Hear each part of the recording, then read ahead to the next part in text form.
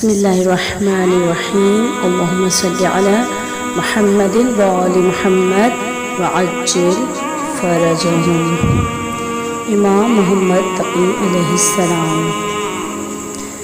امام محمد تقی علیہ السلام کی ولادت 10 رجب المرجب کو مدینے میں ہوئی۔ امام محمد تقی علیہ السلام 9ویں امام ہیں جو کہ جواد الائمہ اور تقی کے نام سے مشہور ہیں۔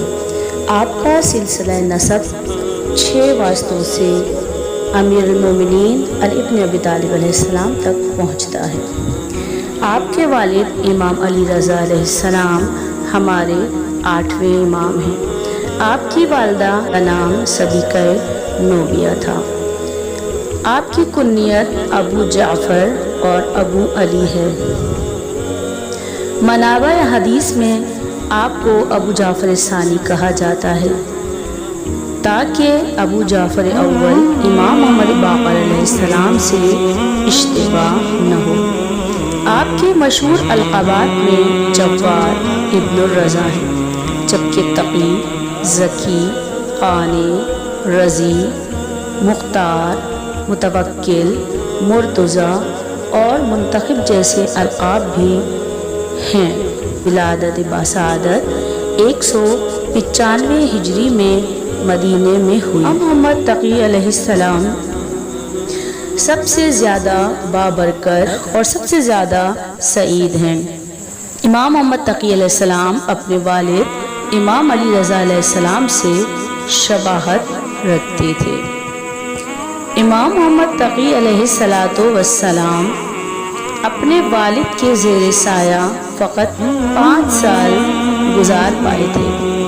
جب آپ کی عمر مبارک فقط 5 سال تھی تو مامون رشید نے امام علی رضا علیہ السلام کو ایران بلا لیا تھا، جس کی وجہ سے امام محمد تقی علیہ السلام اپنے والد کے سائے سے محروم ہو گئے۔ 3 سال کا عرصہ گزرا کہ امام محمد تقی علیہ السلام یتیم ہو گئے، اور آپ وہ پہلے امام ہیں جو کم سنی کے عالم میں امامت کا مرتبہ حاصل کر پائے۔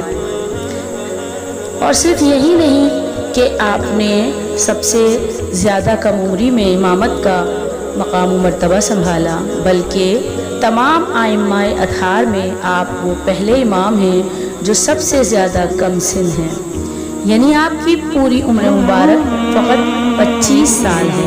امام علیہ السلام کی 2 ازواج تھیں، ایک زوجہ ام الفضل تھی جو مامون عباسی کی بیٹی تھی، اور دوسری سمانہ مغربیہ تھی جن سے آپ کی تمام اولادیں ہیں۔ شیخ مفید رحمۃ اللہ علیہ اپنی کتاب ارشاد صفحہ نمبر 483 میں ارشاد فرماتے ہیں کہ امام علی رضا علیہ السلام نے ارشاد فرمایا کہ میرے یہاں جو بچہ عنقریب پیدا ہوگا وہ عظیم برکتوں کا حامل ہوگا۔ امام علی رضا علیہ السلام نے ہی اپنے فرزند کے لیے ارشاد فرمایا تھا کہ جو میرے یہاں بیٹا ہوگا وہ سب سے زیادہ برکتوں والا ہوگا۔ علامہ طبرسی عالم الورا میں لکھتے ہیں کہ حضرت امام علی رضا علیہ السلام نے ارشاد فرمایا کہ میرے یہاں جو بچہ عنقریب پیدا ہوگا وہ عظیم برکتوں کا حامل ہوگا۔ امام علی رضا علیہ السلام کے دور میں امام محمد تقی علیہ السلام بہت چھوٹے تھے کہ جب امام علی رضا علیہ السلام کو گرفتار کر کے لے جایا جا رہا تھا۔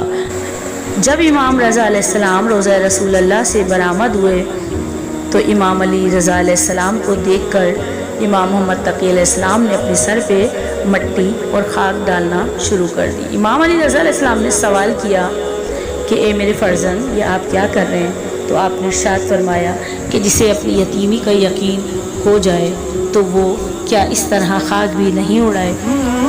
آپ کی کم سنی کو جواز بنا کر کچھ لوگوں نے آپ کی امامت کا انکار کیا، تاہم امام محمد تقی علیہ السلام کی کم سنی امامت کے عظیم بوجھ کو اٹھانے میں بالکل بھی رکاوٹ نہیں ہے، کیونکہ پروردگار عالم نے قرآن میں بیان کیا ہے کہ حضرت یحییٰ بن زکریا کو خدا نے بچپن میں ہی علم و حکمت سے نوازا۔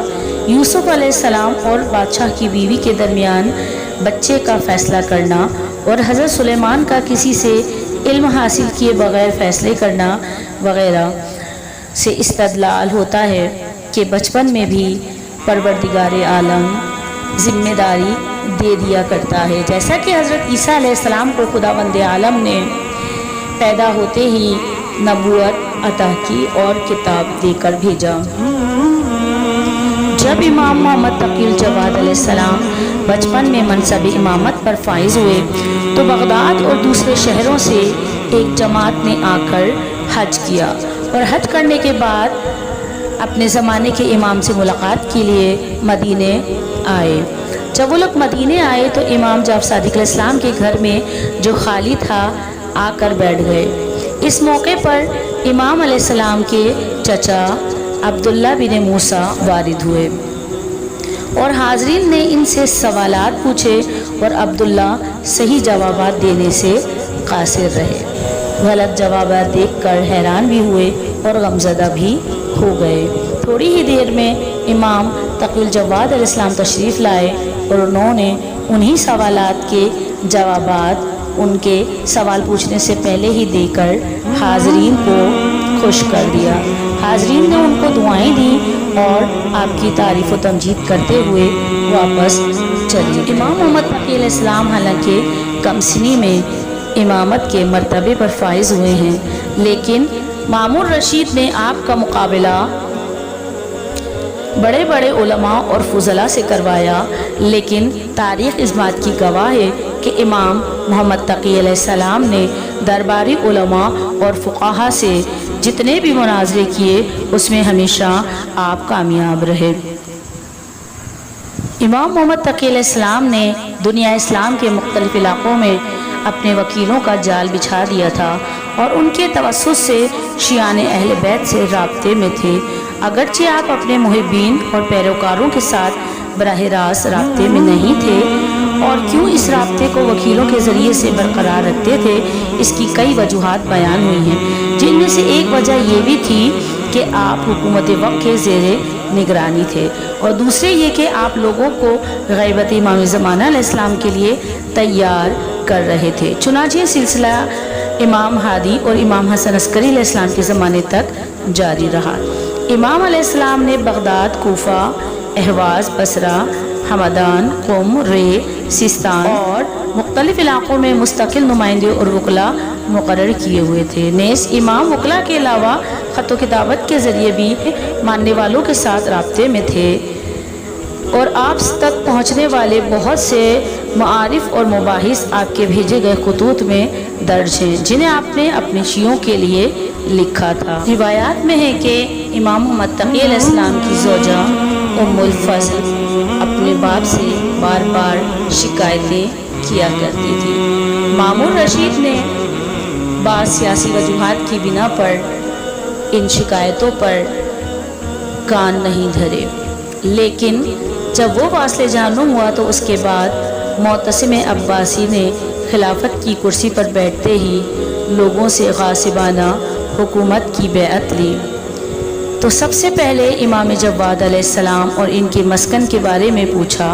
درباریوں نے اس کو بتایا کہ امام مدینہ منورہ میں ہیں، تو معتصم عباس بن عبد المالک کو مرحوم ابن شہر عاشوب نے اپنی کتاب المناقب جلد نمبر 3 صفحہ 490 میں نقل کیا ہے، اور وہاں پر عبد المالک کو حکم دیا کہ امام تقی الجواد علیہ السلام اور ان کی زوجہ ام الفضل کو عزت و احترام کے ساتھ بغداد روانہ کر دے۔ محمد بن عبد المالک نے بھی ایک خط لکھ کر علی بن یقطین کو دیا اور انہیں حضرت جواد کو بغداد روانہ کرنے کی ذمہ داری سونپ دی۔ امام تقی الجواد علیہ السلام بغداد پہنچے اور عین عالم شباب میں یعنی 25 سال کی عمر میں معتصم کی سازش سے اور ام الفضل کے ذریعے دیے گئے زہر سے شہید ہو گئے، جبکہ اس وقت امام کے کم سن بچے اور بیٹیاں بھی امام کے پاس نہیں تھیں۔ نہ صرف یہ کہ یہ شہید امام بچپن میں یتیم ہوئے،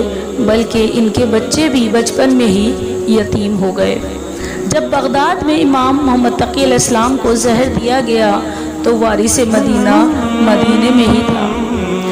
ام الفضل نے زہر دینے کے بعد کمرے کا دروازہ بھی باہر سے بند کر دیا۔ امام کا جگر زہر جفا سے کٹ کٹ کر گر رہا تھا اور پیاس کی شدید تکلیف تھی، لیکن افسوس کہ کوئی پانی دینے والا نہیں تھا۔ یوم کربلا کے بعد شاید یہ واحد امام ہیں کہ جن کی لاش اطہر 3 دن بے گور و کفن پڑی رہی، نہ کسی نے غسل دیا اور نہ ہی کفن پہنایا۔ 3 دن کے بعد امام کو غسل و کفن دے کر دفن کیا گیا۔